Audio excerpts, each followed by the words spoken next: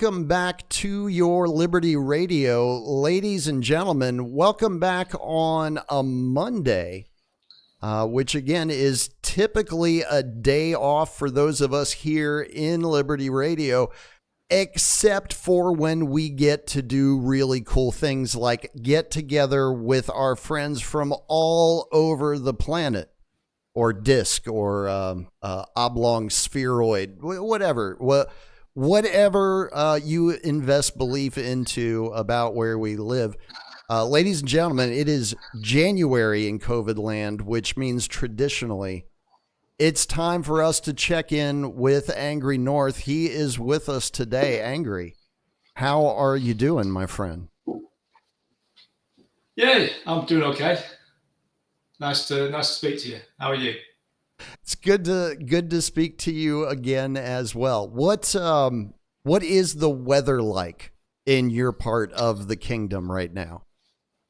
Well, I think you were just telling me, and you weren't telling everybody else. I think we weren't live already, but I think you were saying it's about 6 degrees Celsius there. I think it's probably about the same here, to be honest. I'll just check. Hang on.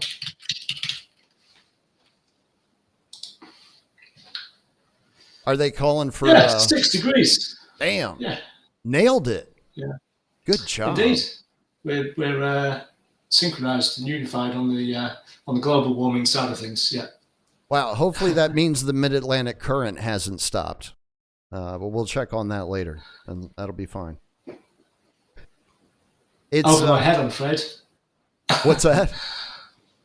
Well, it's over my head. What was that? The mid-Atlantic current is the thing that keeps the Atlantic mid-Atlantic. Ocean. Sorry, yeah. It's your accent. Yeah. Sorry. Yeah. That's all right. We'll get all of that worked out as the broadcast goes on. Yeah. So it hasn't been our usual length of time between chats, as we just got together. I think it was back in early September of 2024. But what have you been up to in the time since we last spoke to you? Hopefully working on new music. Not very much of that, to be honest. I've had a lot of changes going on in terms of personal living circumstances. I've moved, kind of relocated. Not a huge distance like you've been doing the last few years, but a little bit, a completely new town. The actual move was quite a big deal, quite a lot of hassle, quite a lot of stress. I mean, I think generally people always say, "Oh, moving is the most stressful thing you'll ever do." I don't agree with that, except if you've not done loads and loads of stressful things, or more stressful things. Well, it's not inherently that big a deal, but it can be. Yeah.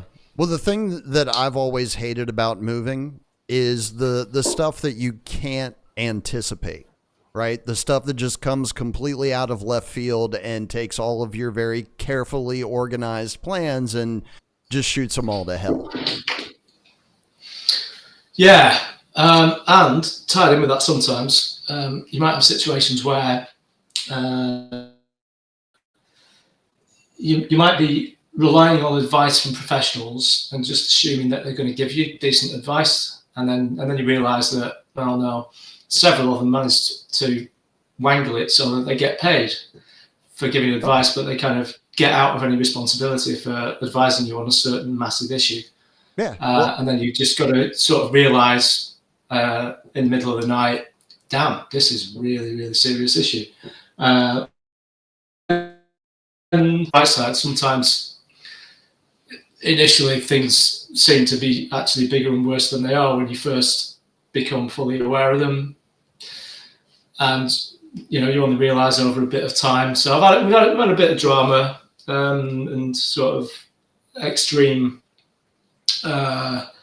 anxiety related to some issues, but it's all fine, it's all good. We're settling down, and but tied in with that, life very unbalanced. It's been basically work and a move for me, not music related work or creative work, other stuff. But I'm trying to get life back in balance now and get back onto some creating. sometime very, very soon. Well, that's good to hear. But there's not been much. Yeah. How have you been? Oh man, I've been for the last week. I've been running myself ragged, trying to think of everything that I can possibly do to get the house winterized before the weather got here, which it arrived. I think it was about mid-afternoon yesterday. We'd been fairly seasonable for a few days before that, up until yesterday, and then yesterday afternoon, the wind started coming in, the temperature started dropping, and I think we got down to, I think it was 24 or 25 degrees Fahrenheit last night, which is on that scale is about 8 degrees below freezing. Which is always, it's always an adventure for this part of the country. Because as I said, we're hardly ever near freezing, let alone below it. So I would say a good 50% of all the buildings down here, not built for this type of weather. The one that I own being one of those. So I was doing everything I could possibly think of to try and shore things up in time, and I think I just managed to get all of my tasks done late Saturday afternoon, and so far so good. I'm curious, but I don't know if it's an area that your audience will be as interested in as I am. But I'm quite curious what these steps were. You don't have to talk about it. Oh no, I'm fine. I'm fine talking about it. I find it incredibly boring because it's stuff that I didn't really want to do, but I knew that I had to do, or there were going to be serious problems that would follow. So, I think it was May or June of last year. I had some work done on the house. Well, May and June, I was having work done on the house. But one of the things that I had done was I had a guy come out and evaluate the foundation, because one of the things that I discovered after I moved in was there were a lot more gaps between the floorboards and the wall, like all over the place, than I had noticed on any of the walkthroughs that I went on before purchase. So I was like, all right, well, we gotta get that stuff straightened out, because this time last January, I moved in, I think it was January 10th last year was when we did closing, 10th, 11th, something like that. And I moved in, and started doing all the normal move-in stuff, like what you've been through recently. And then we had a stretch of super cold weather just like this, basically right about the same time last January. Like right as we hit the 20s, we got blasted with the freezer. So it's, kind of interesting that the pattern is repeating itself almost exactly a year later. But I kind of figured out at that time what was going to need to be done. And it's basically just like filling in air gaps for the most part, because you've got places where the foundation is unsettled. So there are larger and smaller gaps that are allowing air transfer with the outside, or had been, until I got that work done. About the only thing I didn't get done that I wanted to do was wrap the pipes underneath the house, because they're all exposed. And I lost a pipe last winter when we had that really cold weather. So I'm pretty sure I'm probably going to lose another one this week. But that remains to be seen at this point. But that's kind of what it's been. It's been doing damage control, figuring out, all right, what is allowing the cold air to get to the places that it shouldn't, and how can that be fixed? And is really just relying on, my own ingenuity, my knowledge of home maintenance that I've learned over the course of my life, both from family, from owning property previously, from working in various industries where that is a prevalent activity. So it's just kind of all that coming together to make sure that as little damage occurs as possible. because I really don't want to call the plumbers out again. I've already spent like Oh, yeah. $1,500 on plumbing in the last 12 months, and I'm done with that. Yeah. Allow me to explain why I find this particularly interesting. Sure. Because one of the issues with this house is that half of the ground floor is subterranean, which obviously causes some level of moisture stress. Right. And I was sort of made aware of this guy is like a kind of heritage builder and roofer person, deals with more old properties. And he spotted a few other things as well, like the fact that the back wall, the whole of the back wall is painted. And he got me into, there's this book written by this kind of renegade guy, surveyor in the UK called Peter Ward, right? And his book is called The Warm Dry House.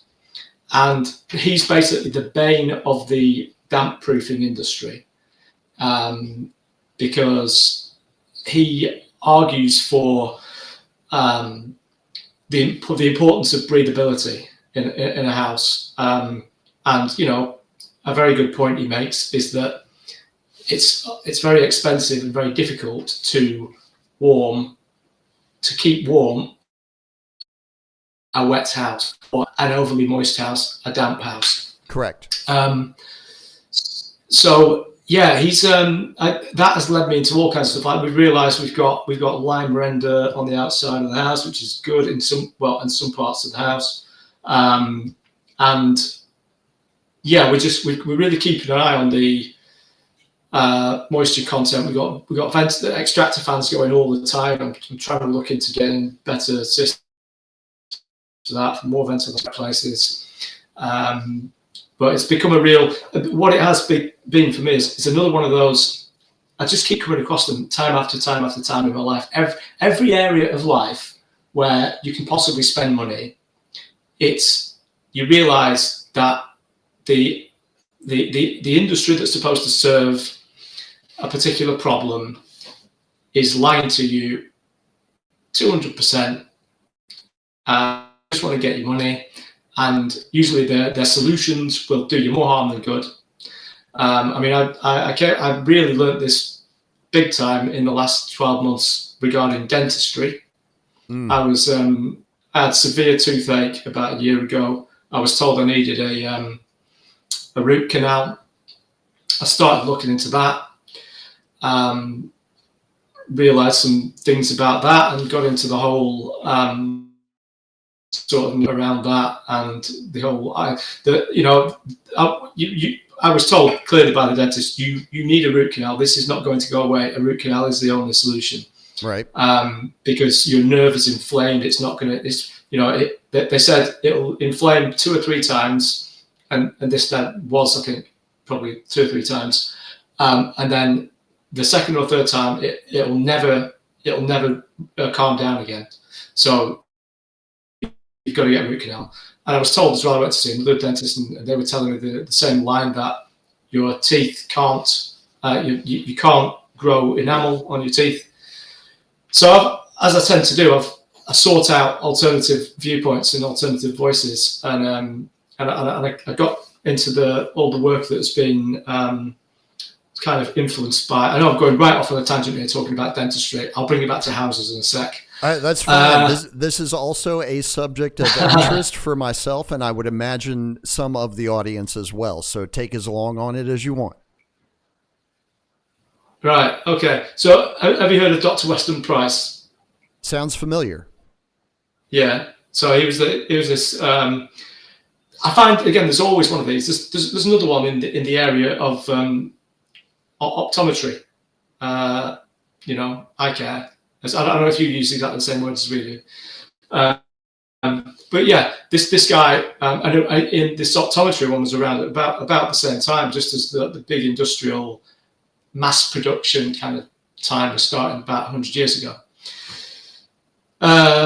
Where, they could see opportunity through mass produced solutions, Right. to flog us all for decades to come, or hundreds of years, whatever. Anyway, this guy Weston Price was a dentist, and he got a bit kind of dissatisfied, disillusioned with the increased rapid decay that he kept seeing in his practice. Thought it was diet related, and he went and did a study at a unique time in history when mass-produced junk food, or what he called the foods of, I can't remember the phrase he used, but it's quite a telling old style phrase, but the foods of modern convenience, something like that. And when they were, they'd been introduced to most societies, but not where they'd been only recently introduced to a few. So there were quite a few places where you could see, you could study people who had just started, in less than a generation ago, they'd started consuming this junk food, basically. But not so far away, there were still other communities that had not and had never done. And their teeth were amazing. They were still, there was eating traditional indigenous food, and kind of nose to tail eating and that kind of thing. A lot of it heavily animal based, and a lot of what he identified as being like the commonalities, because he went around all these indigenous populations, Alaska, just all over the place, and a lot of it was down to fat soluble vitamins, and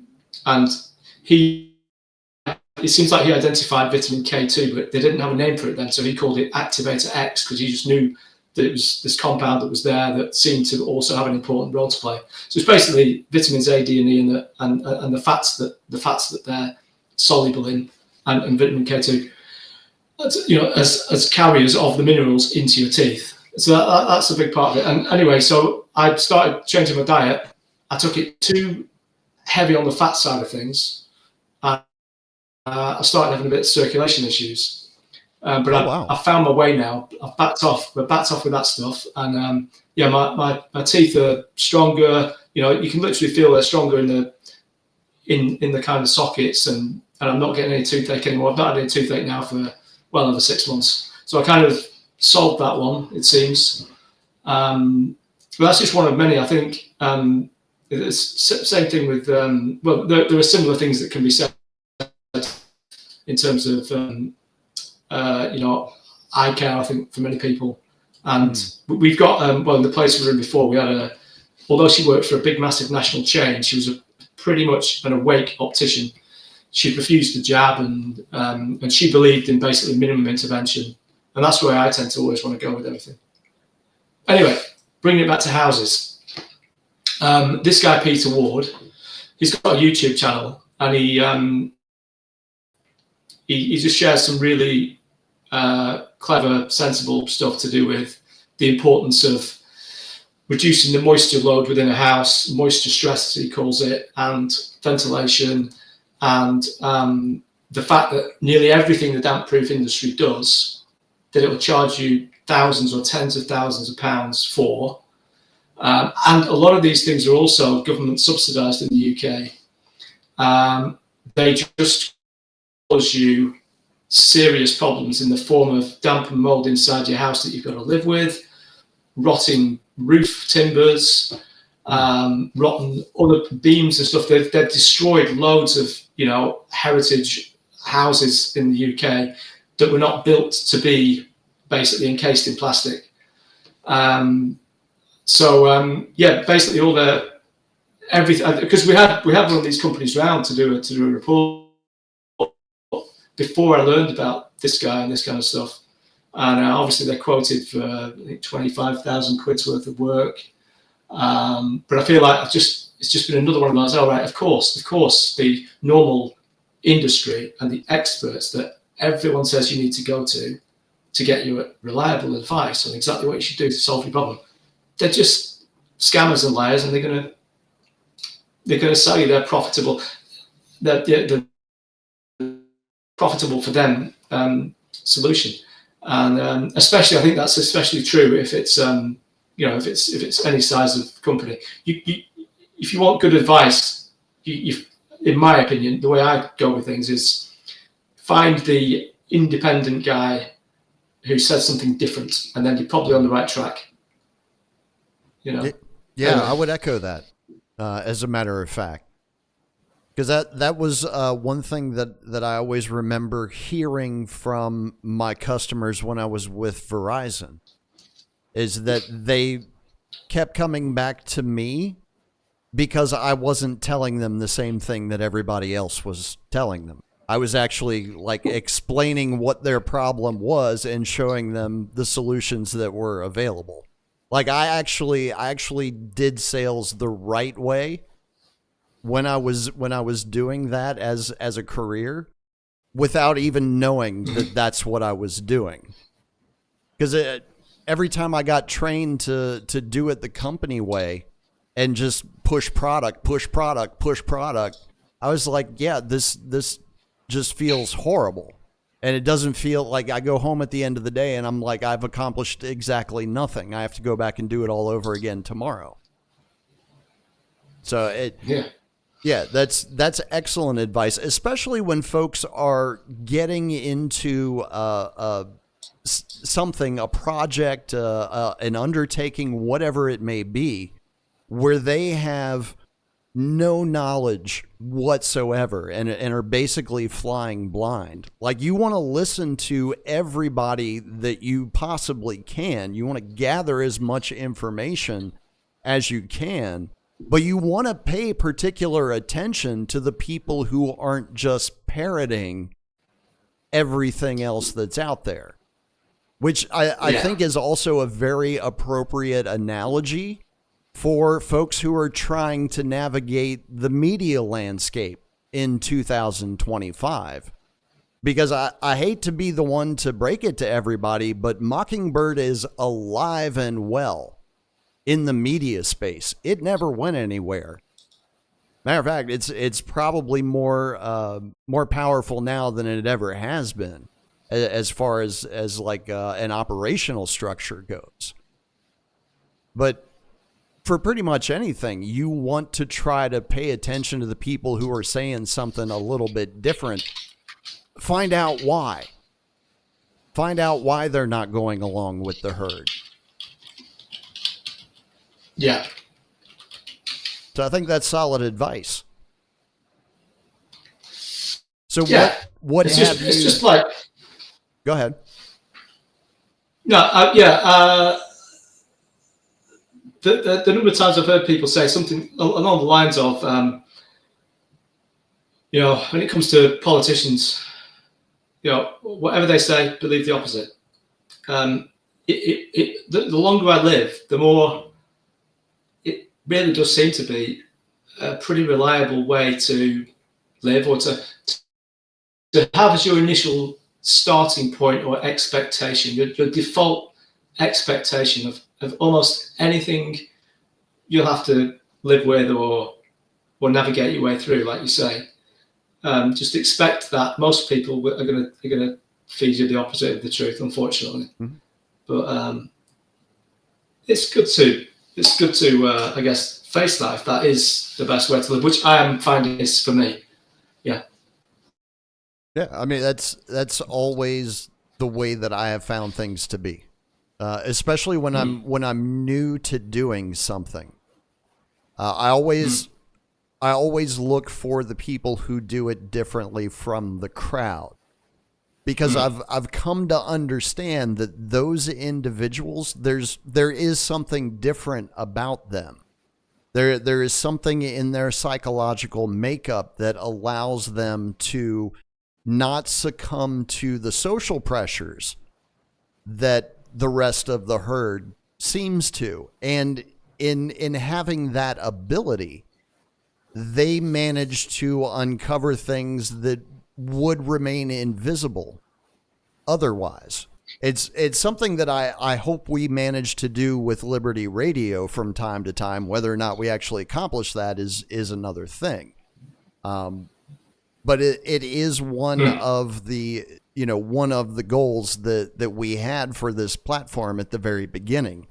Let's find those key pieces of the puzzle that allow the greater picture to come into better focus, or at least that's kind of the analogy that I've always gone with for it. So Yeah, when you talk about those, go on. Sorry, that's all right. So as far as your endeavor with the new living space, do you guys feel like you're winning the battle so far, or just kind of treading water?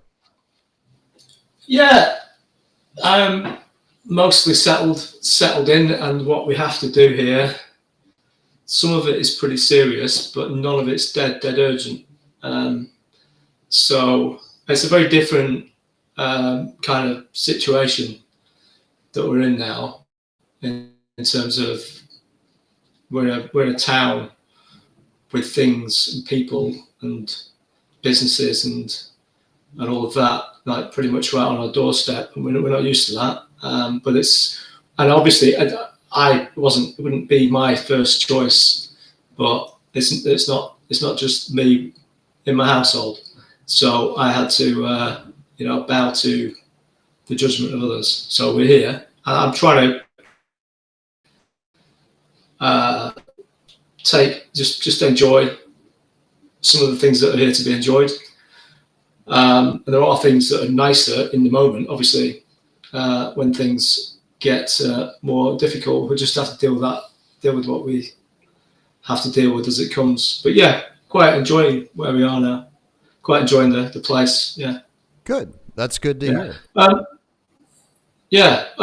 you were just saying there is, I was immediately thinking, well, those people that you're talking about are just high integrity people, and high integrity people are brave people.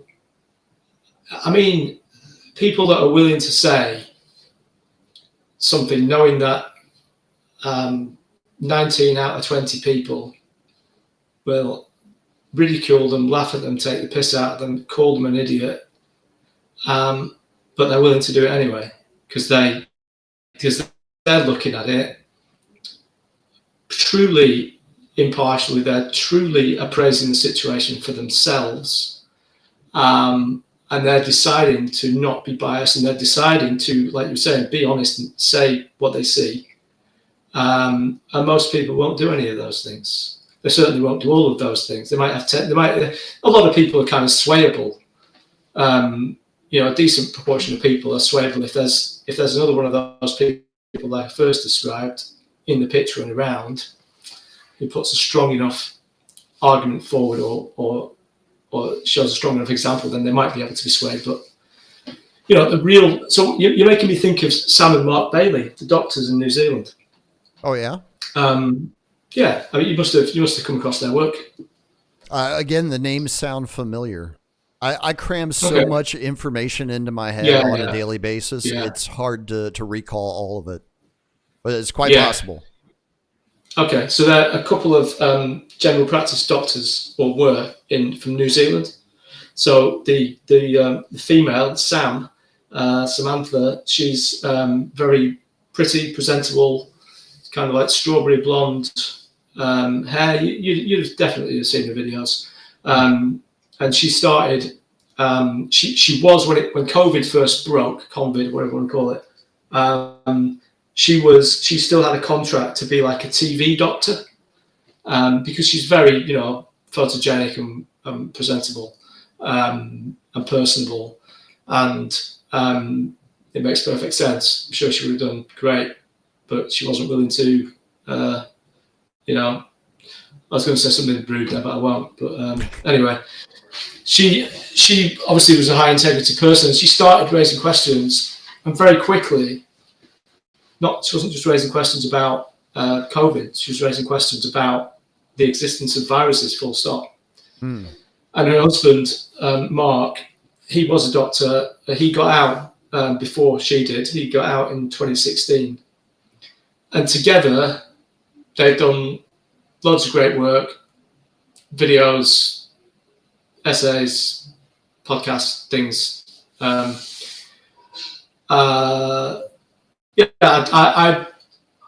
believe that they are high integrity people, and I personally am more convinced by their arguments and the people that they're involved with in the whole no virus kind of movement, including reformed virologists. So there's a really in-depth essay that Mark did called "A Farewell to Virology," which you can check out. But yeah, you just made me think of them. I thought you probably have heard of them. You might see them and go, "Oh yeah, I know those guys." Yeah. What was Mark's last name again? But they're both called Bailey. Bailey. Samantha and Mark Bailey. Yeah. Interesting. So I mean, I personally, I just as soon as I really started thinking about this idea, and I listened to one of like an interview, a podcast that Mark Bailey was on, and he started pointing out and addressing some of the main arguments that people come up with because they're one of the things they're very, again, skeptical is probably underplaying it, but they're very, very doubtful about is actually contagion, whether contagion is a thing between healthy individuals. Right. Whether or not viruses, or whether kind of, when microbes, bacteria, because of course they don't believe in viruses, are identified in decayed or diseased tissue, it's there as a cleanup. This is their position or suggestion. It's there as a cleanup. That they're there as kind of scavengers rather than disease causers. And yeah, I heard him pointing out these things, including people who always say, well, because the way everybody I hear it all the time, even in my small life. People talking about having to take precautions because such a person's ill and we don't want to pass it on. And I am always like, bring it on. I don't care. I reckon I can deal with it. I reckon my immune system will cope with it. Ever since COVID broke, my attitude was always, especially when I realised, which is pretty immediate, I realised that they were going to try and shove a jab into me with COVID as an excuse. My attitude was always, right, give me some phlegm or spit for a victim of this thing, and I'll just snort it, I'll swallow it, I'll do whatever you want. I'll just do that. I'll do that. Surely that's good enough. If it's going to harm me, let me just take it in the normal way. I don't need a jab. Thanks very much. Right. But obviously, there was never going to be any choice. That wasn't off. Interestingly enough, the NHS didn't offer that, but I wish they did. But I got away with that anyway. But I also got away without catching COVID. I've never had. Obviously, I've never tested, so I don't know. You can get a positive test with Coca-Cola and whatever else, can't you? But I've never been ill. Yeah, yeah, for so many things. But I've never been ill with a flu-like thing since way before 2020. Just not had anything like that. And we've been in plenty of contact with plenty of people who, all those people that keep getting the jabs and keep saying, "Oh, I don't understand why I've got flu. I had the jab." And this is my 9th COVID infection. I've had 10 jabs, or whatever it is. All these people, people that are always getting ill. I've been around them all, constant. They come and go. I see them. My wife's around them, and kids, and yeah. I've not had anything like that. So how can that be? And Mark points it out as well. Yeah, but Mark points this out, that people, obviously, confirmation bias is a massive thing. Most people have heard of it and they sort of know in theory, yes, it's a thing. But the degree to which we do it, unless we're extremely mindful that we're doing it, is massive. So, people will say, well, they might remember a situation where everyone in the house got ill. And there might have been a situation like that, but there might have been 10 or 20 or 30 situations where just one person was ill, but nobody else got ill. But they won't remember that, and they won't bring that into their thinking about whether maybe that means contagion is less likely to be a sort of reliable thing that happens than it is to be a reliable thing that happens. Anyway, I recommend giving those guys a listen if you haven't already. I think I've gone on about that long enough. Oh, I definitely will. I'm going to look up that essay that Mark wrote as well, because I'm interested to see what it was that allowed him to finally break free of that paradigm. Because I even Yeah. still consider virology as a viable theory at this point, or I should probably say viable hypothesis, to use the correct terminology. Mhm. But there's still not enough real world evidence to move it over from hypothesis to theory. So terrain is viable. Virology is viable. Maybe some combination of the two. Maybe neither one, and something we haven't even thought of yet is the actual functional mechanism. It's hard to say. But the one thing I can point to for sure is nobody has proven anything conclusively from the very beginning. I mean, we can, if you just want to take and talk about vaccines, and this will, probably get us not be able to publish this on YouTube now. But if you trace the history of vaccines, you can go all the way back to the beginning of it. And it's like, yeah, this is all circumstantial evidence. There is no direct evidence of anything anywhere, and never has been. But like you say, people just keep perpetuating the same mythology over and over again because it's more comfortable to do that than it is to ask questions. And from what I'm told, again, today's supposed to be one of those important days in the American calendar, right? We had a new regime come to power today in the executive branch. We're told that Americans weren't always like this.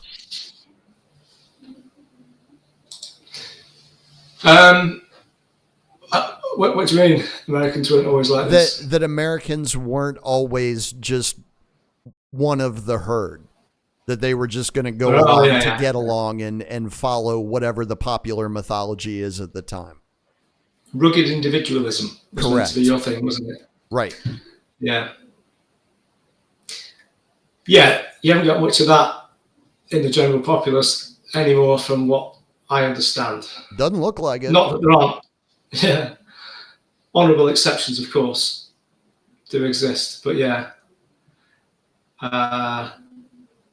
Anyway, do check that out. There's again, once you get into Sam and Mark Bailey's work, they're tied in with lots of other people. So a kind of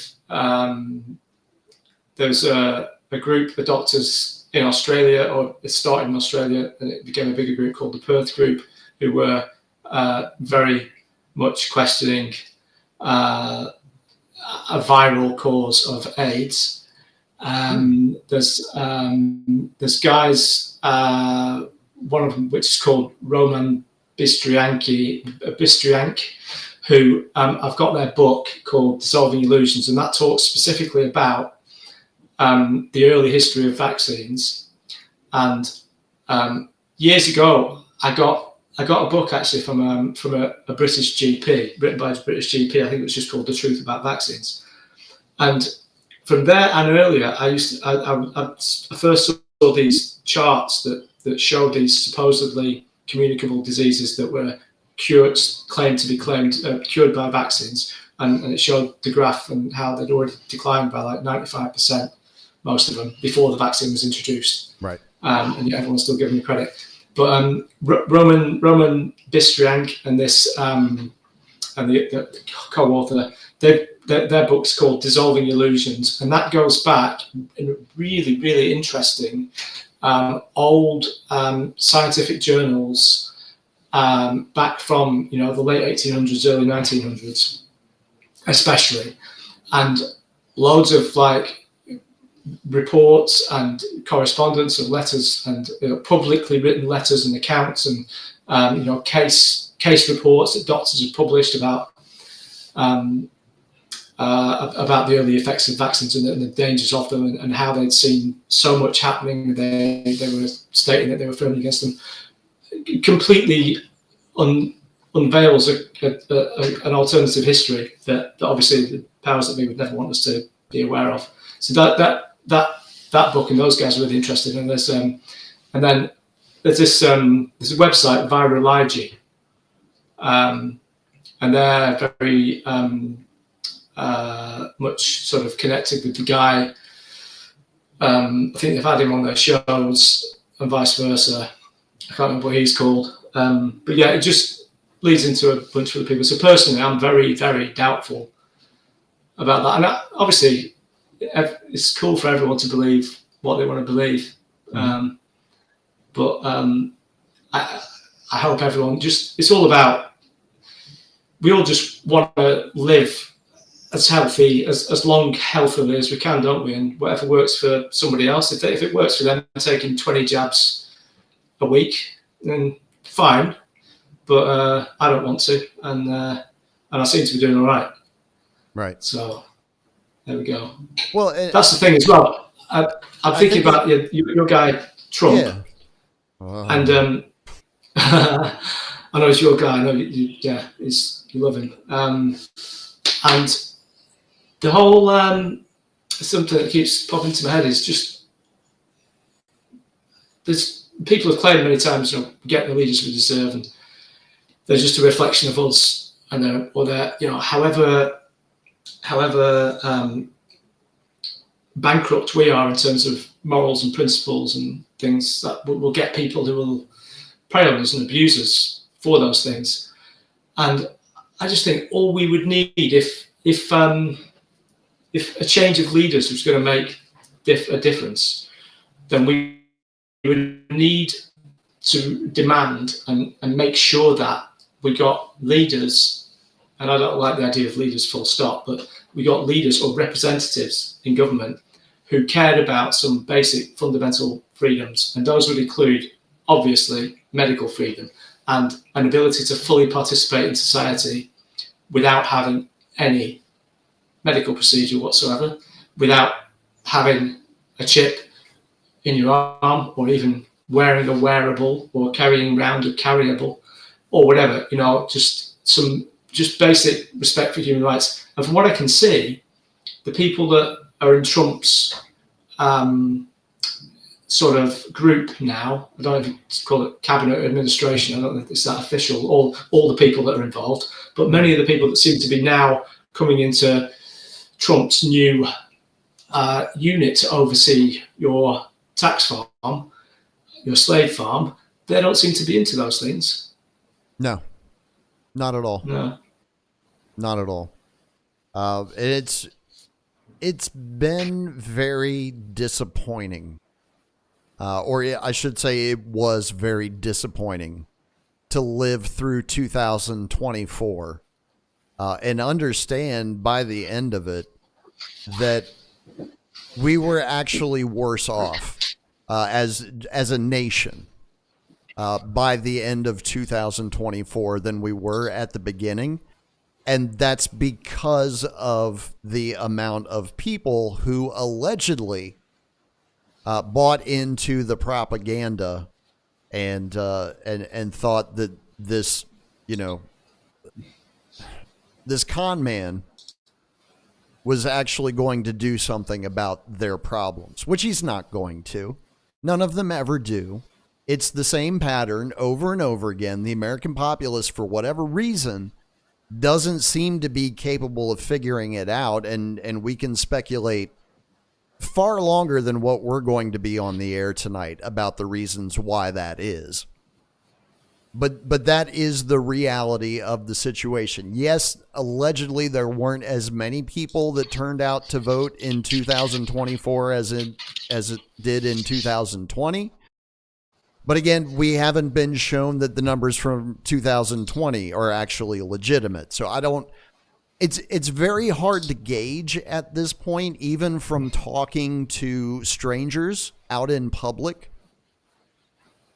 like how much the masses in America have actually bought into this. Like, I always used to rely on the television ratings as like a guide for what the American populace is thinking about, what they're paying attention to.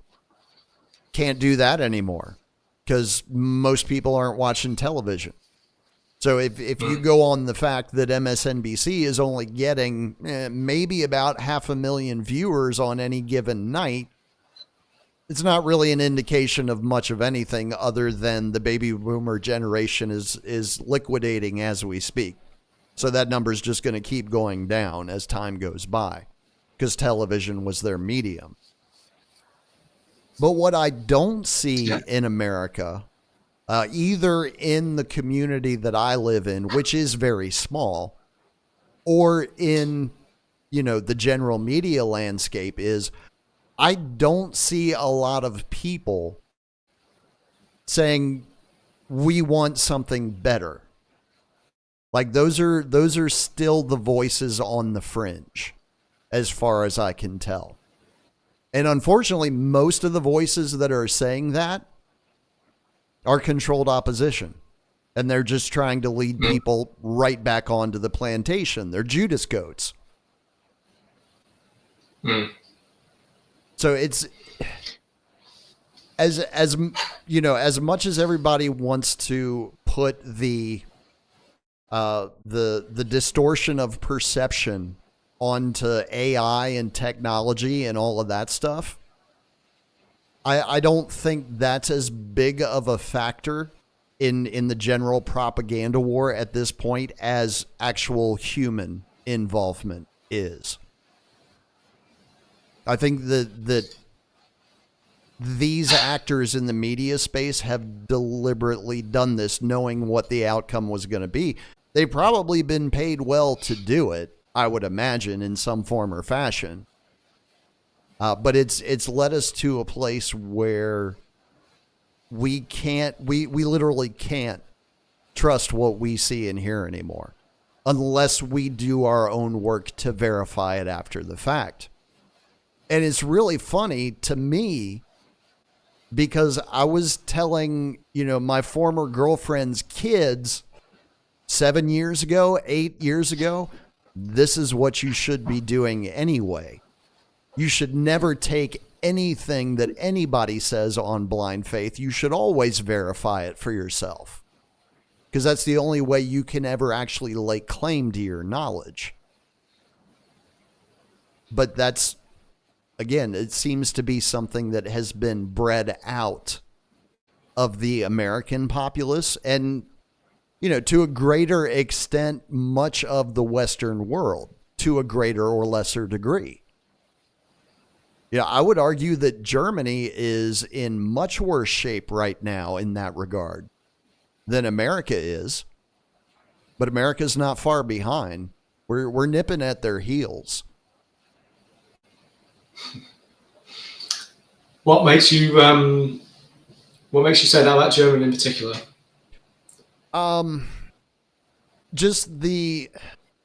Because again, I pay attention to all different sorts of stuff that the average person doesn't, because they don't have an interest in it. They don't have time for it, whatever.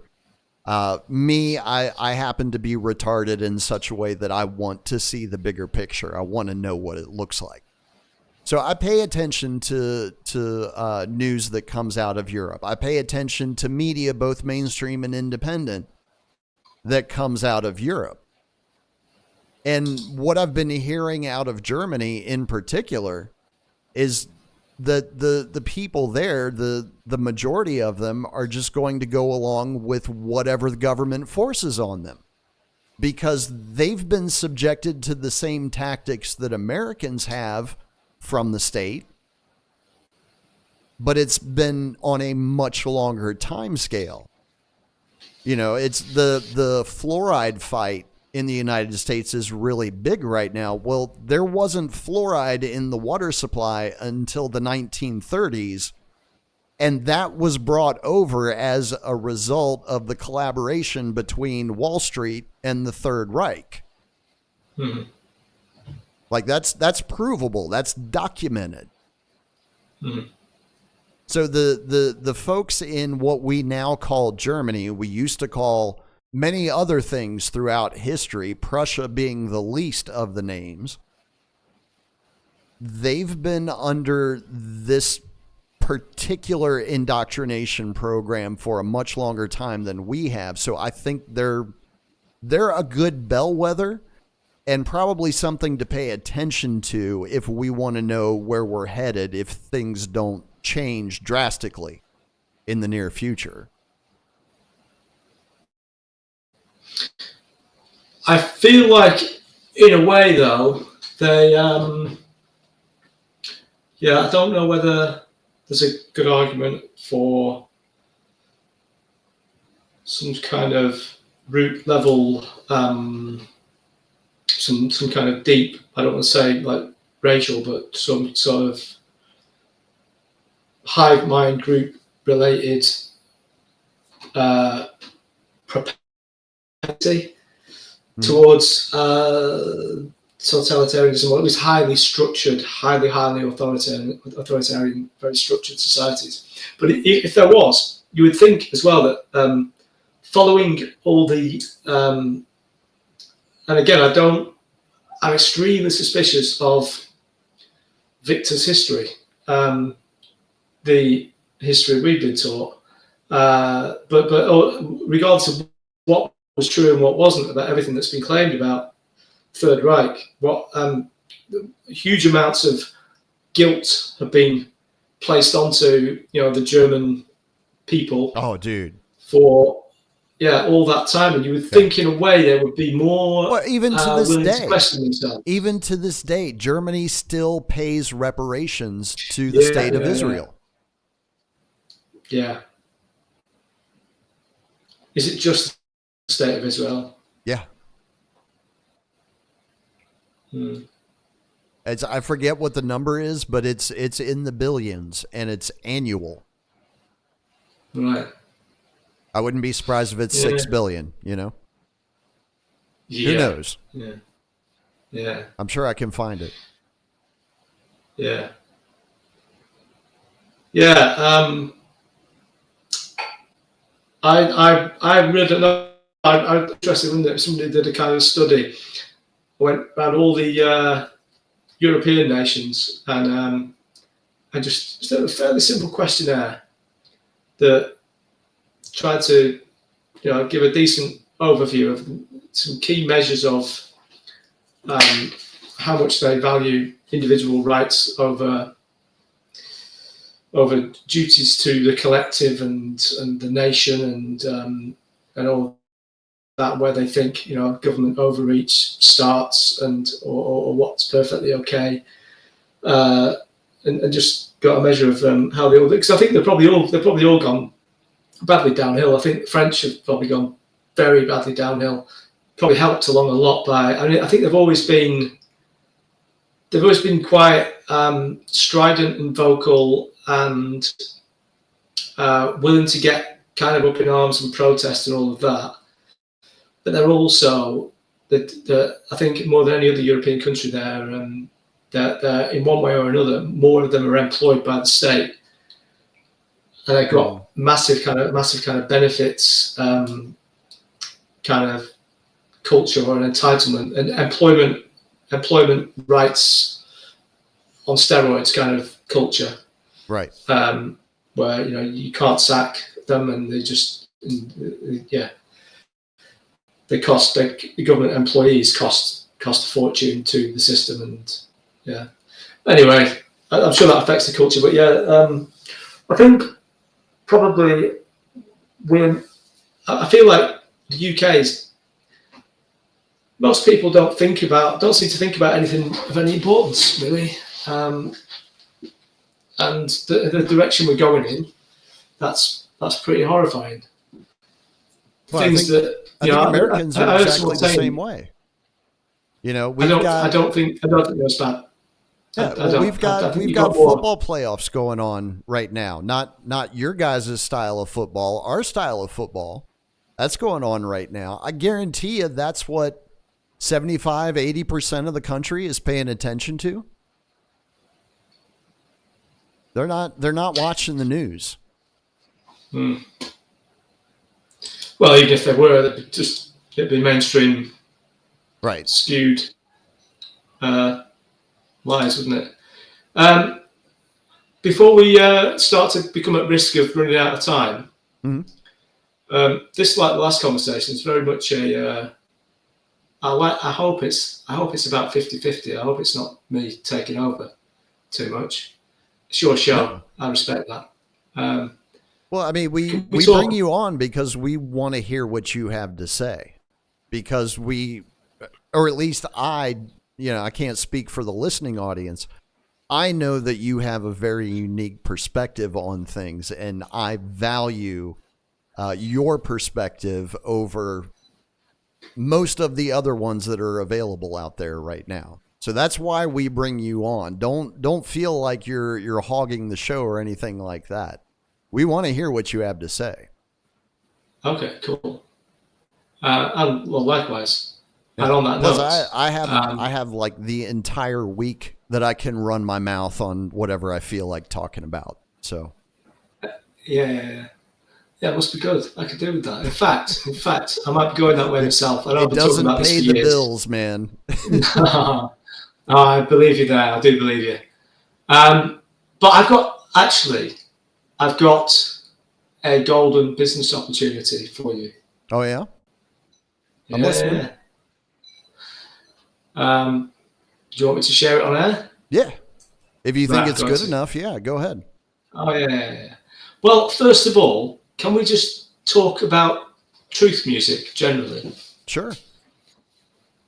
What have you come across lately that's either been good or bad or caught your attention or? Oh man, I mean, well, so there's a cat out of North Carolina here in the States that goes by the handle of Lord Luss, LHUS. He's LLU. Say it again. So LLHUS. That's as close as I can get. Well, not two L's, just one L. LHUS. But he just looks like oh yeah. Yeah, he looks like a dude from the backwoods that I would have grown up with. And I instantly fell in love with his music. He's got a new album coming out next month. And we've been playing some of his stuff here the past few weeks. I have so much music that comes in on a weekly basis now. Like, it's just what I can do to try and get it all on the air at this point. Like, trying to fucking categorize it and say this one's better than this one. Like, I don't even mess with any of that. I'm just like, all right, let's get some playlists together and hopefully they don't completely suck and people enjoy it. But I mean, there is so much out there right now that is not getting any marketing whatsoever from the music industry, from Madison Avenue, from the social media platforms, any of that stuff. I mean, shit. Pound for pound, Bryson Gray is one of the most talented musicians on the planet right now, as far as my money goes. But I mean, he's been cranking for a couple of years now. Everybody knows that already. I don't know. I mean, I listen to a whole bunch of shit, and I try not to judge it too much based on past decisions that I've made with music, because I like to think that I've evolved as far as that goes, and I've learned how to appreciate music that I don't necessarily enjoy listening to all the time. But I mean, if you want to know like what I think is good, again, it's hard for me to come up with it on the spot because I'm not listening to any music right now. Like if we were doing a regular broadcast and like we just come back from a music break and the last song out of that break was a straight banger, I would tell you, So, I mean, if folks want to know like what I think is good out there right now, I tell you during the broadcast. And I do that specifically so I don't have to remember this long list of names of people, because I'll forget names. I know I will. I'll leave names off and people will get upset and all of that kind of drama will start. Yeah. Okay. I totally get all of that. That makes sense. So by a sort of series of steps, I became aware. I mean, I've always known that they exist. These reaction videos, right? Yeah. Oh yeah. The reaction videos. And I can reaction videos. Yeah. I was reminded. Well, I was reminded that they exist by realizing that how many had been done in relation to the song "Carmageddon" by IMA, which you'll have heard of. Yeah. You'll have probably seen and heard quite a few times. So it got me. I've got into this world a little bit, just realizing how much of a thing these reaction videos are. And you and your show have always struck me as being pretty outstanding because of kind of what you just described. You're constantly bringing new stuff. Like when I have time to listen to one of your shows, it's just like often a couple of hours of new stuff. Oh, what's this? What's this? What's this? It must take you a huge amount of time to, like say, just organize it, collate it, just get lists together to be able to play it, and then have some rough awareness of what it is, and comment on it to the degree that you do. But I reckon what I've seen with Carmageddon, we can get into that more if you want to. But I think there's been some marketing nous, some quite intense intentional marketing, promotion, hype, whatever you want to call it, put behind that. And part of that was reaction videos, and the reaction videos thing gets a momentum all of its own. And people see one person's reaction, they do their own reaction. Some people do reactions to somebody else's reaction. It's all a bit. I mean, in many ways, it's not the most tasteful, or when it gets taken so far. Right. And especially, if people haven't got a huge amount to really say on things, and they're just laughing and making jokes and trying to be funny and whatever, it just all get a bit excessive. But I think I think for you, right, I'm being serious, obviously, take it or leave it as a suggestion, but I think you already play so much new music, and what you could do is like things like Bryson Gray, Tom McDonald, big names, especially over there. If you were to just react to it, maybe just the bigger songs or the songs you think are going to be bigger, stick that on YouTube. It wouldn't cost you much time because you're going to be playing it anyway, but do it as a reaction, as part of your live show maybe, and then post it separately. Then you would get, like, if I was searching for Carmageddon and you had done a reaction to Carmageddon, I might well click on your, and then I become a new subscriber potentially. I might not have seen you otherwise, but I see you through the song I'm looking for. I learn that there's this Liberty Radio, and they play Liberty. They play music from Liberty-focused or Liberty-minded artists, and right, I'll also subscribe then, because this is a good place to find more of this kind of stuff in the future. That's just a suggestion. I thought it might be an idea. I'll consider it. Good thing for you to do. Yeah, no, I think it's a good idea. I just have to figure out how to incorporate it into the existing workflow, because that's kind of the whole thing. Is the machine that is Liberty Radio is built around producing the broadcast. So in order to add in or take away from, that structure, you have to consider like how it's going to affect everything else, That's one thing that I've come to learn. I can't just like take an idea and immediately implement it anymore. Like I was able to do at the very beginning. Because now there's a style, there's a structure, like there's this whole history that's been established up to this point now. You know, that everything still has to fit together nicely, or at least in my mind, it has to anyway. That's where my my OCD comes from. But yeah, No, I'll consider it. Yeah, I realise as well that the challenge is there.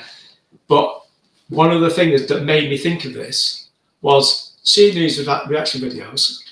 I was reminded how I've seen you play some of my songs and I've seen you react to them already. Yeah. The only difference is that when you're playing your tunes, you're often probably doing multiple things, like you're responding on a live chat, or you're doing whatever other things you've got to do, lining up the next thing, or sending or receiving a message, or whatever it is. So it's like you're multitasking, which no doubt you have to do.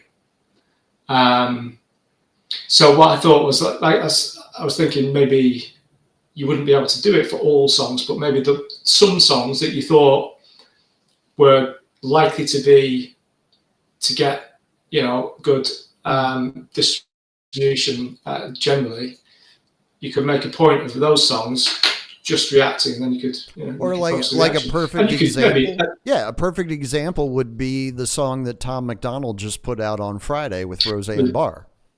Yes. Yeah. Yes. There were loads for that already, I think. Yeah. Well, yeah, exactly. Because I mean, that's the first thing I saw when I saw it was, oh, there's going to be a lot of people grifting off that. Yeah. There's quite a few, because I've been in touch with a couple of people, and I paid for one reaction video. I paid £11. Oh wow! It's just an experiment. Is that the going rate, or? No, I think some people don't charge. They do it because they're growing their channel and they want views. Some people do it for because they genuinely are kind of, you know, more liberty minded, and they're interested. There's only a couple of people like that I found. So I mainly was looking at people that did reactions to Carmageddon. So I realised just how many there were. I thought I'd reach out to a few. Right. So one of them is, you know, the saying goes, which I wish I would stick to more often. Saying I always heard when I was growing up was, if you can't say anything nice, don't say anything at all. Right. It's a good rule where you can. It's not always possible. Anyway, there's this first guy who, he operates through Fiverr.com, and he's growing his channel. That seems to be his focus. So I have no idea whether he got paid to do the one for Carmageddon or not. But he's done that, and he's done a few of the other songs and blah, blah, blah. Anyway, for other people, but generally unknown people, he charges. So I paid him. There's these two other guys, and I think they're both like high integrity people that are doing it, and they're not charging money, but they're doing it more for, you know, good reasons, you could say. I can't remember where I was going with this now. Sorry, I completely lost it there. That's all right. No, you were just talking about the people who do reaction videos. Some of them do it for money, and some of them do it for other forms of currency. Well, yeah, but I can't remember where I was going. I know that's like directly what I was talking about, but I can't remember the point. It was because I asked you the question if £11 was the going rate. So me making a joke and getting you sidetracked as usual. That's what I do. Yeah. No, it's fine. But that on Fiverr, right? On Fiverr.com, the freelancer website, if you don't know it. Oh yeah. Well, Fiverr's good for a lot of things, but especially like if you need somebody to create elements for your media, whatever those are, whether you need an intro or you need a thumbnail or whatever. I've known about Fiverr for that stuff for a while. I don't know. I'm always very wary of entering into any sort of business arrangement like that? Because I mean, you're really flying blind when you're doing that sort of stuff over the internet. Like you're in my estimation, you're taking a leap of faith whenever you respond to one of those advertisements. I don't know. I know people have had good luck with it, and I'm not trying to dissuade anybody from it as a service, but that's just me. I'm more of I need to know like who you are and what your style is and whether or not I can trust you. Oh yeah. No, So, I would absolutely agree. So just to explain how I got onto this, I messaged about 6 or 7 of these people, and um, the one who's got the most views on his Carmageddon reaction video, I chased him up like 2 extra times after the initial message, and then he came back literally on his video in the comments and said, "Oh yeah, I'll do it. Place an order here." So that took me to Fiverr.com, and that was the only way that I learned that that's how he operates. gotcha. I didn't go looking on Fiverr, but once I was on Fiverr, then I typed in music YouTube reaction videos, and then you see them all.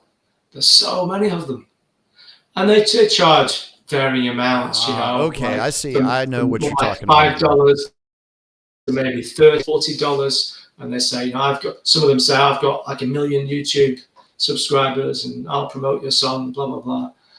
I'm wondering if other folks in the United States are familiar with this song and this young lady, because she's been very prominent in international media for about the last month or so, right? This IMA. Yeah. I haven't seen a whole lot of her in American media, at least not the stuff that I look at, though. Right. Interesting. Yeah, I've come across quite a bit of her. You know Matt Finlay, don't you? In Australia. You've had him on, haven't you? I'm not sure. I haven't had him on for an interview yet. He may have come on like a Friday night show. I can't remember. Okay. I might be completely mistaken on that then. I thought you might have had him on. Anyway, so Matt is part of like a kind of like collective called Culture. Yeah. Culture with a K, you know it, yeah? Yeah. Yeah, same as Emily James Trio, yeah? Yeah. Yeah, okay. You know about that. Yeah, so they interviewed IMA. Oh wow, I didn't know that. Yeah, so I might have to go watch that interview now. Yeah, I think you should. Yeah, be interested to see what you think. Anyway, should we move on? Sure, if you're ready to move on to something else. I'm actually really curious to know like what the sentiment in the UK is right now. I mean, you guys have been under an iron fist for basically the entire time of COVID, and it hasn't really let up as far as like the information that's getting out to the rest of us out here outside of the island there. So how are the Brits doing?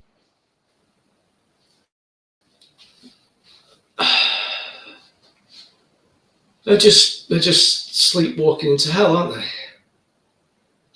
Most of them, and distracted by the surface level stories and tussles that they're being thrown into or guided into or distracted by. I'm not the best person to ask or describe it, but in a way, like I think everybody has got their own set of big worries, big complaints about the situation, the direction of things, and a lot of people are, mad about, concerned about, scared about issues that are, substantial. But most people, they don't include the whole digital prison infrastructure, for example, or anything like that. Digital ID, CBDCs, all that stuff, not on most people's radar at all. Not one bit. That's insane. So, yeah, it is. It's insane because especially the UK government, from what I've seen, has been pushing this the whole time. The digital infrastructure, the online censorship, the psychological operations against the population by a dedicated unit within the government.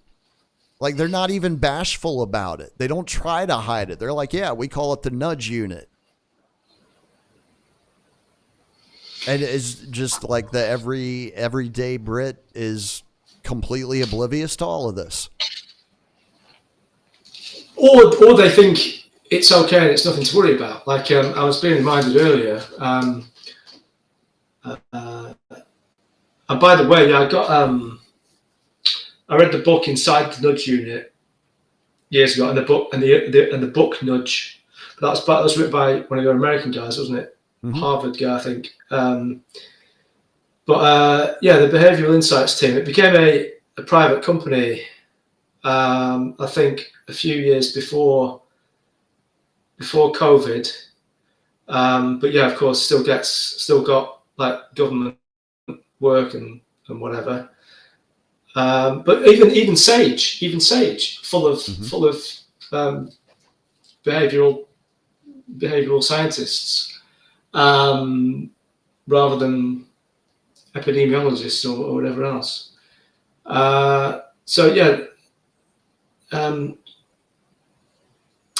People like what I was thinking of before.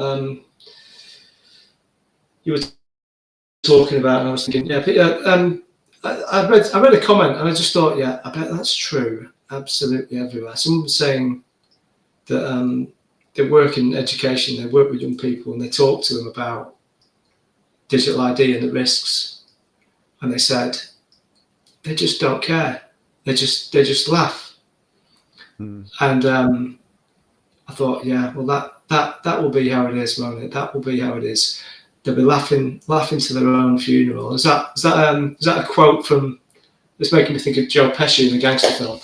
I think he says you'll be late for your own funeral before he shoots someone, doesn't he? But it's like that. It's like literally they'll be laughing as they walk into the whatever it be that's going to end them as they sit down in the electric chair. But that's the kind of the decline of society.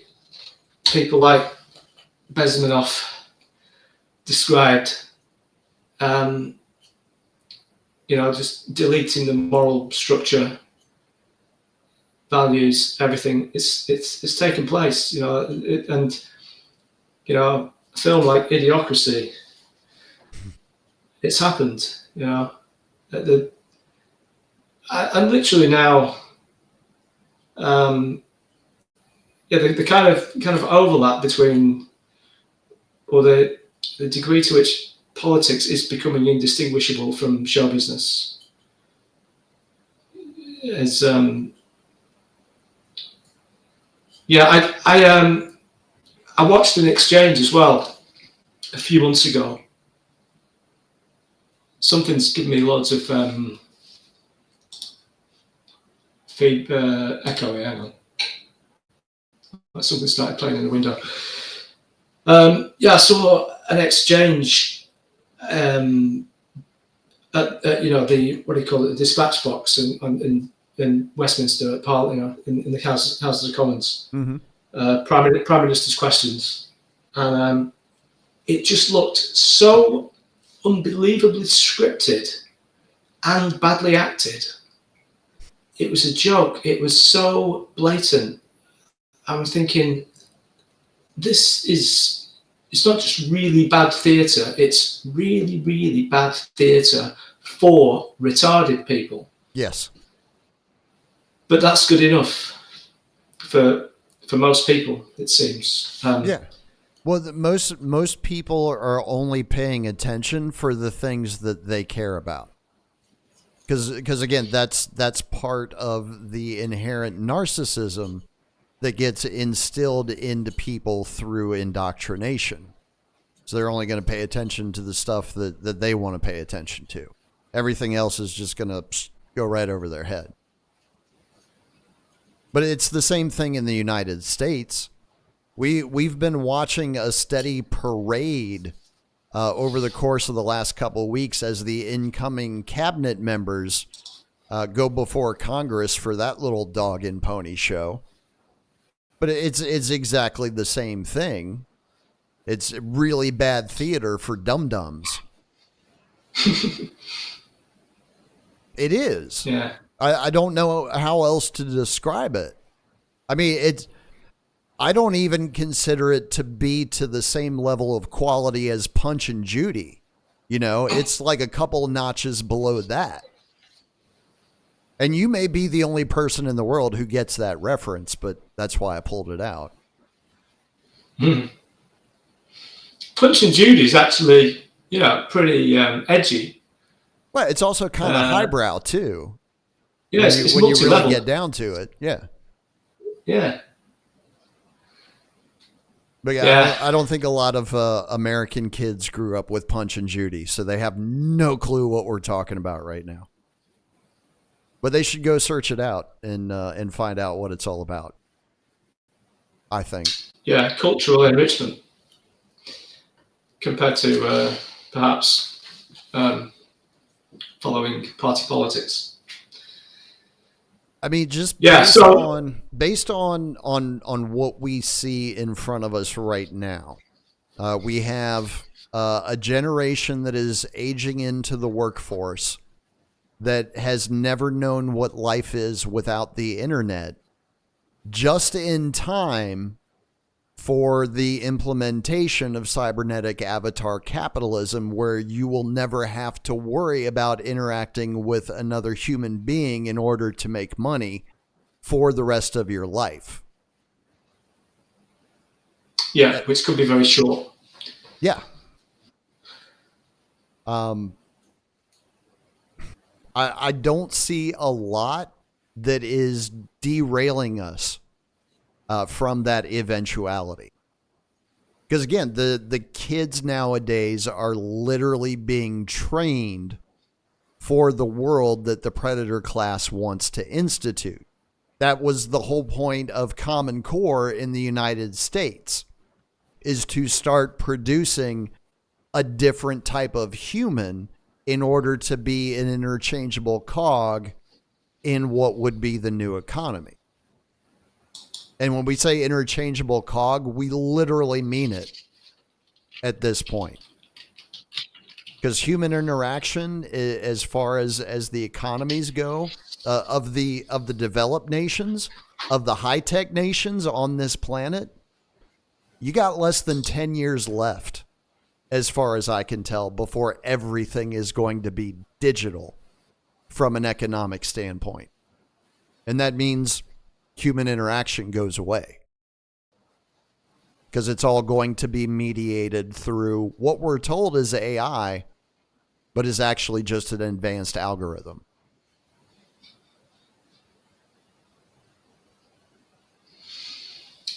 Yeah. I might have told you this before, but I remember in 1993, I think, it was the Britpop era. I don't know if that means much to you. Yeah. Bands like Suede, Oasis, Blur, that kind of thing. Mm-hmm. Yeah. I remember I listened in the evenings. I had a Mini that I was working on, sort of trying to fix up a mini car, Yeah. So I often don't know whether references that I make will be unfamiliar. So sorry if it sounds patronising. Anyway, as I was out in the garage most evenings, listening to the radio, BBC Radio 2, and I remember them talking, pumping constantly this thing about the World Wide Web, the internet. You've got to get on the information superhighway, the World Wide Web. It's amazing, it's amazing, it's amazing. And one of the things they said about it constantly when they were pumping it, and you've got to wonder as well, like with COVID, the BBC, being the government's propaganda arm, the Ministry of Truth, they get paid to pump a lot what they pump, don't they? I mean, aside from obviously in the UK, in this case, stealing money from people through extortion with a license fee, they probably get other funding. I'm guessing. I wouldn't be surprised if they did at the time to promote the internet and get as many people onto it and excited about it as possible. But one of the things they used to constantly say about it was, it's impossible to censor it. It can never be censored. You can't possibly ever censor it. It's no way. It's no way. It just can't be done. And I remember thinking, we'll see. Something told me then that would not be the way it would play out. No. Well, I mean, but again, just the whole idea that they would take somebody who obviously knew better or could have known better, decided that claim was going to be part of the PR sales pitch. And what an absolute incredibly cruel lie that was. Well, in the world of marketing, it's called bait and switch. Oh yeah. It is illegal under the laws of the land, the land I'm speaking of specifically being the United States. It is illegal to engage in that type of marketing practice. However, 100% of the marketing industry does it on a daily basis and gets away with it.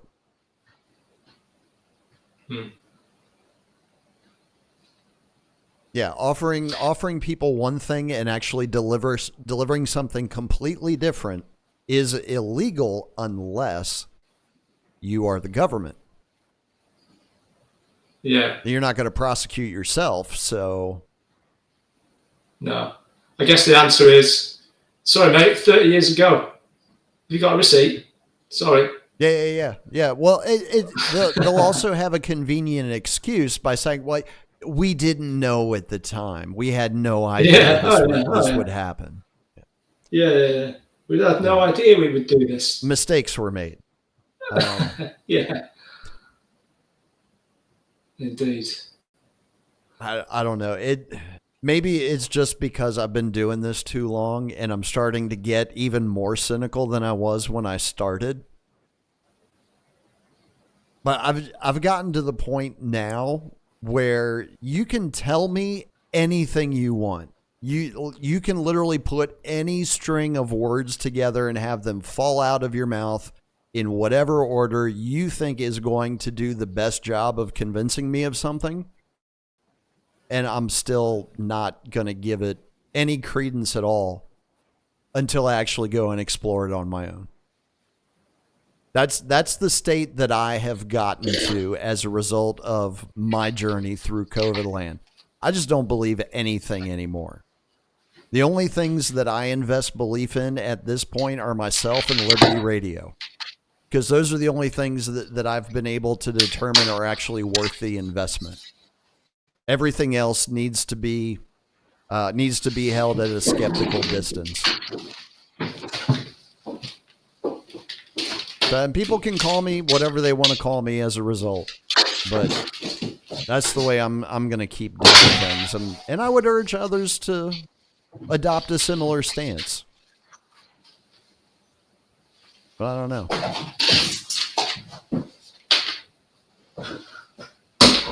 You all right? I'm still there. Okay. Did the dam burst and you're trying to hold it back, or are you good? No, I'm just getting a drink. Oh, gotcha. Sorry. That's all right. Yeah, no, I would. Yeah, agree. the place for kind of well, it's quite similar to what I was saying at the beginning about generally you can pretty much rely on everything that the powers that be or the mainstream is telling you will be pretty reliably untrue or manipulative or sending you down the wrong path. And like you also said earlier on, that even applies a lot to the so-called alternative media. So yeah, there's never been more of a need for kind of independent critical thinking, but there'll be probably maybe less people engaged in it. However, like I was saying before, a lot of the things that people are concerned with and unhappy about in the UK, they're not without substance. It's not that they've got zero substance to them, or they're not real problems. Some of them are, but in a way they're still distractions from. They're like little bits of distraction feed. They're significant enough, real enough problems to get people passionate about them. They talk about illegal immigration, grooming gangs, or any number of a lot of the sort of issues that are cost of living. Well, the cost of living, the whole kind of gender thing. It's there's plenty of real things, but in terms of a lot of these same things will be used as excuses to bring in the digital prison system, because it can be presented as a solution to nearly all of those things. So all that bad feeling that's being stoked in people about these problems, these individual problems on that level, they're all kind of, I think, being used probably to suck people into the really big thing coming up. Mm-hmm. That's obviously being planned and worked on and worked towards, that they're not at all concerned about. So they'll just walk straight into that. Yeah. I said back in, and I didn't say this on the air, so I always repeat it so that it can get recorded, but I said back in 2020, just as the scamdemic was getting into full swing, all of these different threads that we were seeing that were being shoved in our face by the news media and by everyone, really, all of these things were converging on a certain point in the future. And it took me a while to figure out that point is when the digital infrastructure that we're going to live our lives under for the next 70 years or so, at least, as we finish out this century, the unveiling of that is the point that all of these things are converging on. And again, as we've gone by, slowly but surely, everything that they're putting into place is bearing that out to the point where I have no question by the time we get to 2030, everything that they need for the system to be functional will be in place. Most of it is already in place. Public just doesn't know it yet. They haven't been presented with the proper crisis that will provide their buy-in for the digital IDs and the digital currencies. That's coming. It is coming. I don't think it's going to be a collapse like everybody else is saying. I don't think it's going to be that at all. But it is coming, and it's rapidly approaching on the horizon. So maybe since we kind of almost came full circle here, what is, and I don't want to leave folks on, a downer going away from this interview, and we can stay on and chat longer. Don't worry about that. If you still got more time and you're feeling good, but what are the things that you always look for to find the silver lining in the dark clouds that are rapidly moving towards us? Well, I sort of realised, getting on for about 5 years ago, that there's nothing like something like this to teach you to try and live in the moment as much as you can. It's been a popular phrase for many years, hasn't it? Live in the moment. But what a challenge to do it. What a challenge it is that's placed on us to do it under these circumstances. The ultimate challenge, really, isn't it? But I think, trying to be in the moment and enjoy, simple, wholesome pleasures like the beer I'm drinking now. Maybe not that. But yeah, I think also parking some of this stuff for a decent amount of your waking hours and trying to,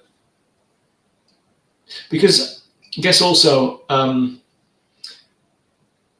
to me, it served as a big reminder of just kind of, obviously, everyone's mortality and the nature of life being that, temporary thing that comes to an end for everybody. I'm not really going very well with this, am I? I'm not really cheering things up. But it's kind of, right. There's something good to be said for sort of recognizing time as a finite resource and saying, I'm going to try and do some, I'm going to try and have some fun with it. I'm going to try and do some enjoyable things with what I've got. Because I think I spent quite a lot of my younger years just kind of feeling like I had all the time in the world. You probably feel less and less and less like that anyway as you get towards the kind of half a century mark. In any case, at any time in history, but yeah, this one in particular. Yeah, especially now. I think I'm going to stop there. Yeah, especially now. Yeah, I think I'm going to stop there with the answer to that question. What's your answer to that question? My answer to that question is it's myriad, because again, I don't see just one positive potential in the entire human species. I see a multitude of positive potentials. It's just, a matter of how and when those individuals will choose to manifest. But the same thing is true now as has always been true throughout history. And that is that the best laid plans of mice and men often go astray, because there are always going to be outcomes that they cannot predict and cannot plan for, and sometimes can't even contain once they have manifest themselves into reality. They have to play the adapt game themselves at that point to try and figure out how to, lessen its exposure to the masses, whatever that positive outcome might actually end up being. So even though we face probably one of the most, perilous times, as far as we know it, in our history on this planet, I still don't see the dire outcome as being the one that actually wins out. There's so much that hasn't been said yet. There's so much that hasn't been done yet. There's so much that hasn't been built yet.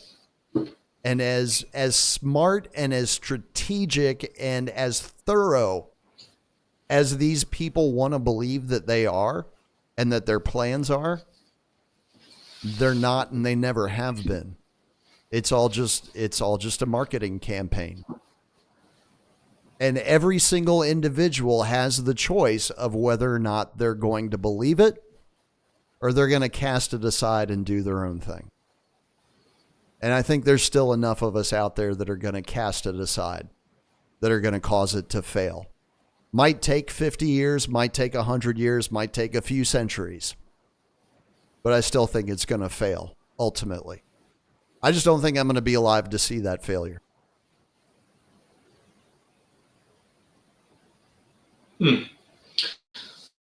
So you're looking almost certainly past your own life. Oh, yeah. Oh, definitely. I don't think I'm going to be around much longer. For, however it is that comes to pass. I mean, I've already hit the half-century mark. So I'm already over the hill and going down the other side. It's a matter of time at this point. But I don't think I'll live to see it.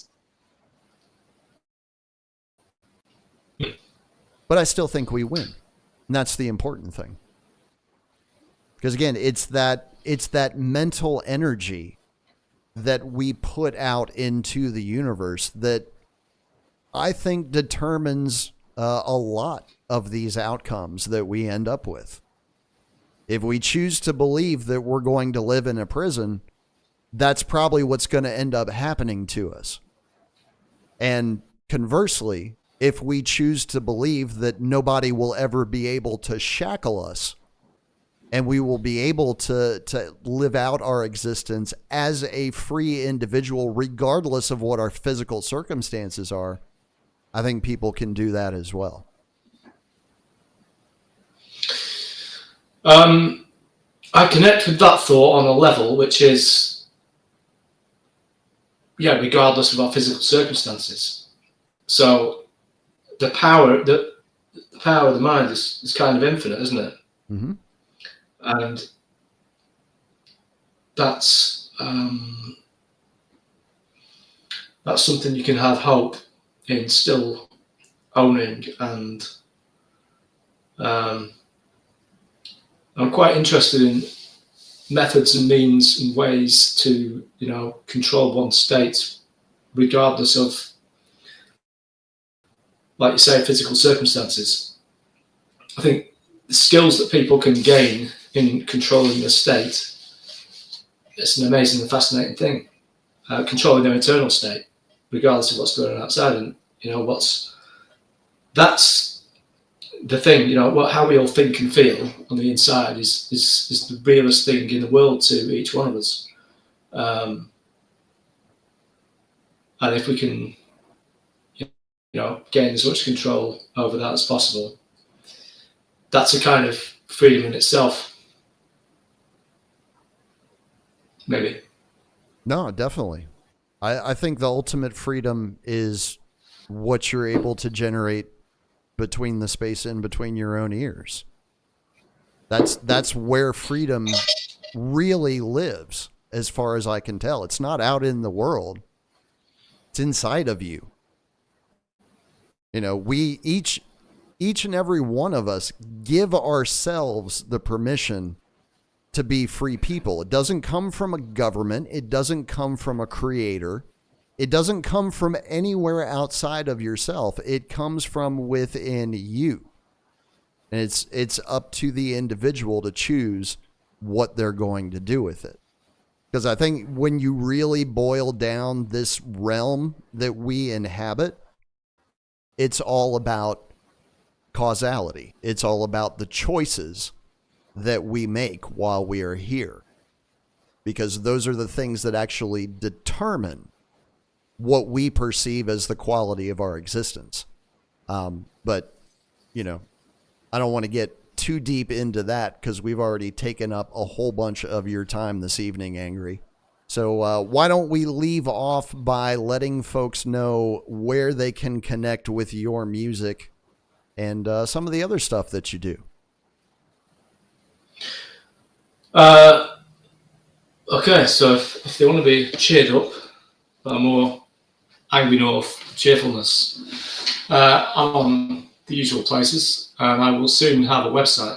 In terms of other stuff that I do, uh, it's really the music and video so far, but there will be more stuff coming up, and there'll be more stuff that I'm hoping to do, including collaborations with my good friend Helena Handbasket on the musical front, and possibly also in other areas. Comedy, some sort of comedy, some sort of content we're looking into. So yeah, I'll be more. Also, I'm going to start putting out kind of a bit of a talking show myself, which I've been talking about for a few years. I remember mentioning it to you before, but I'm going to start that very soon. But it's going to be it's going to be a bit of a different format. It's going to be just thoughts recorded on a regular basis, not with any ambitious intent to gain a large audience or something, but there are a few people, there's a very, very small pocket of people, not pocket of people, very small number of people around the world who seem to really resonate with my tunes, or my tunes resonate with them. Yeah, we call that a fan club here in the States. Okay, yeah. Okay.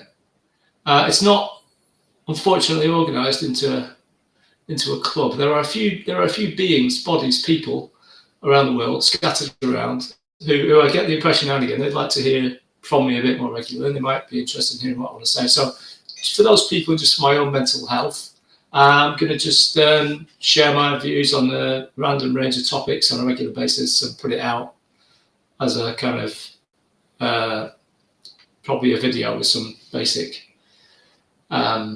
associated footage. So yeah, I'll be putting that out soon as well. So yeah, please do connect if you like my music, and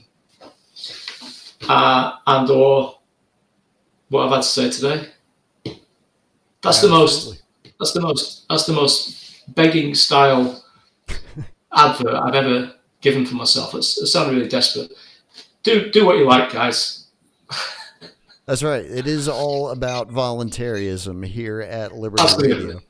Yeah, links to the platforms are down in your show notes, and I'll go ahead and include links to all of the Angry Norse songs that we played during the pre-show segment before Angry got on with us. But again, you knocked it out of the park again, my friend. This was number 4 in 4 years. It's like we've got an actual tradition going now. Yeah, we kind of missed one, didn't we? And then we did a bit of catch up for it. Kind of yeah, we made up for it. So we're right back on schedule, right where we were, as if it had never even been missed in the first place. Yeah, you mentioned, I heard one of your shows recently, you mentioned that I was coming on, and you said you were going to ask me, because you were the first person to ever ask to interview me. Yeah. And you were going to ask if anybody else had. Oh, that's right. And yeah, still, I've been on with the Cutting Through the Matrix guys, Melissa, who's the partner of Alan Watt, and she's now running things with Cutting Through the Matrix. I've been on with those guys, and Neil is associated with Melissa. Neil is the guy, the deep voice Scottish guy who sings under the name Helena Handbasket. Oh, okay. So they invited me on, and yeah, a few other bits of interest. There's a podcast actually I really recommend in the UK by guys called Starfish Troopers. You should check it out. And you were doing, I don't know if you're still doing it, but you're still putting out sort of like fairly regular collections of content, like news, video content. You were doing that for a while. Well, yeah, kind of, not really. Right. It all got incorporated into the broadcast, so now it's just broadcast. So right, okay. Well, they do they started doing that kind of thing on a regular basis. I think it's most weekdays. They put out something called the Daily Starfish, Okay. and they find some amazing content. I don't know where they find it from, but it's for somebody short a time like I am. It's usually between 10 and 20 minutes, and I find it gives me a decent-ish view of some of the insane stuff that's going on around the world. So, but anyway, I've been on their podcast a few times as well. Actually, I've been on once, but I'm often in the chat, and they sometimes have an after show chat as well. So yeah, but I'm still not an A-list celebrity yet. We'll get you there. We're working on it. Yeah, we'll I get think you there. so. Yeah, it's gonna happen. Yeah, well, I mean, it might take us another 5 years, but we will eventually get there. And speaking of eventually getting there, ladies and gentlemen, we will be back on the air tomorrow night at 8 p.m. Eastern to play more of your requests than anybody else. Angry, thank you again for being so generous with your time. And I'm already looking forward to next January now, even if we get a foot of snow. When it comes time to do this again next year, I'll be there. I'll be ready to go. Yeah, cool. Yeah, pleasure. Thanks for having me. Absolutely.